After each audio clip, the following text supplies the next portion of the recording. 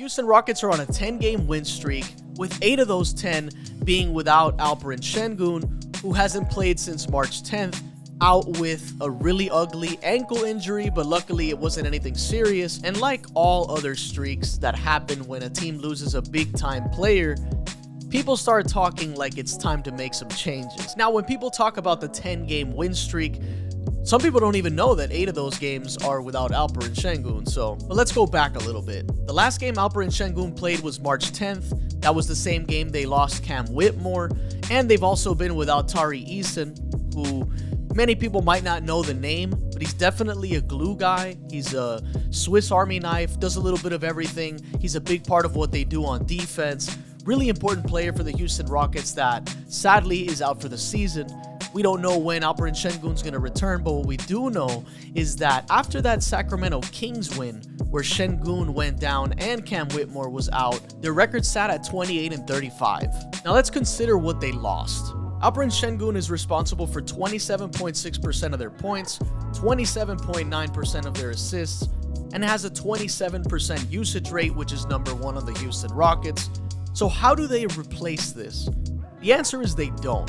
They just redistribute it amongst the team, and while it's easier said than done, this 10-game win streak sparks a question I've seen pretty much everywhere. How have they done it? Is it Jaylen Green? He's been on a tear. Amazing second half of the season. In just the last 15 games, he's had 28 points on 48% from the field, 42.3% from 3, 3.5 assists, and 1.2 steals. He's been awesome. And those trade rumors were always ridiculous to me because he's shown serious potential in only 3 seasons, way too soon to give up now. He checks a lot of boxes outside of the maturity one, which I do think is unfair because he's only 22 years old. It seems to be one of the main talking points for some people not really liking Jaylen Green as a player. Ime Udoka is exactly the coach that he needs to reach his potential. He has the elite athleticism, he's aggressive as can be, supreme confidence, he passes the eye test. Just watching him play, if you don't watch the Rockets on a night-to-night basis, like most people don't, Jaylen Green is going to give you amazing moments that could make you very optimistic about the future of this team. And despite the efficiency issues that he's had, which I think are going to improve as he gets older, he is a very skilled player, and that's something I don't think anyone can disagree with. Here's the next question. Is it Amen Thompson's play? He's earned minutes all season long, 27.8 minutes in the last 10 games. He's a huge part of their defensive identity. With a 50 games played minimum filter, he's second in defensive rating amongst all rookies, and he's 27th overall. Not only does he help their defense, but he also improves their pace tremendously. Look at these on-court, off-court numbers, which will put the Houston Rockets number 1 in the league. The Houston Rockets are 7th in fast break points, and Amen Thompson's responsible for 24% of the team's fast break points. And take a look at these team totals for Amen Thompson. He's 4th in total blocks, 3rd in steals, 5th in assists. That's a lot of contribution from a rookie. Definitely a lot to be optimistic about. And then there's the Jabari Smith Jr. question. Is it Jabari starting at center for Sengun? With Sengun out, having Jabari at the 5 and Amen in the starting lineup obviously means faster play, more defensive versatility because of mobility across 5 positions, and people are quick to say a team is better without someone once wins start piling up. But let's also ask one last question. Is it the schedule?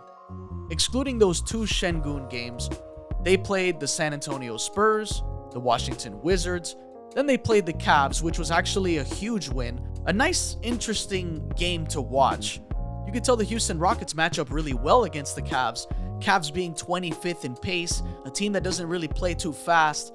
A lot of the guys take difficult shots, running into a great Houston Rockets defensive team that also loves to play fast. So it's kind of like seeing polar opposites against each other. Then they played the Wizards without Kuzma, Marvin Bagley, or Bilal Coulibaly. Not big names, but for a team that's already not good, and they're down some players that get some decent minutes, they beat the Bulls, then they beat the Utah Jazz without Clarkson or Lauri Markkanen, they beat the Portland Trail Blazers without Ayton, Simons, Jeremy Grant, or Malcolm Brogdon, and then they got a big win last night against OKC. Shai Gilgeous-Alexander wasn't playing, but it was a big win regardless. This was at OKC against a very deep team that has a ton of chemistry as it is. So the final verdict for this, what is the answer for this streak? The answer is, it's a combination. It's a combination of Thompson getting more playing time, being more involved, getting inserted into the starting lineup does wonders for their defense, it does wonders for their pace. Jabari at center makes them more mobile all through 5 positions, but I think also more importantly has been the favorable schedule. And I think this is something that a lot of people don't really talk too much about. Even though 10 straight wins is 10 straight wins, it is impressive nonetheless. But we should probably calm down the trade Sengun nonsense that we're seeing out there, because I do still think they would get these wins with Sengun in the lineup. Let's not get stuck in recency bias. Alperen Sengun is definitely needed on this team.